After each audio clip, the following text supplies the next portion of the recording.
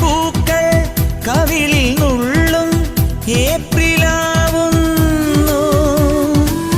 Amazon നദി നിന്റെ മിഴിയിൽ തെന്നി ഒഴുകുന്നു. കാതൽ മാസം കനവിനുള്ളിൽ കവിത മോളുന്നു. കണ്ണിലെഴുതാൻ മഷിയൊരുക്കാൻ മുകിലുലാവുന്നു. എന്റെ മുല്ലക്കൊടിയെ എൻ മഞ്ഞൾ തുളിയെ പിണങ്ങാതെടോ എടോ.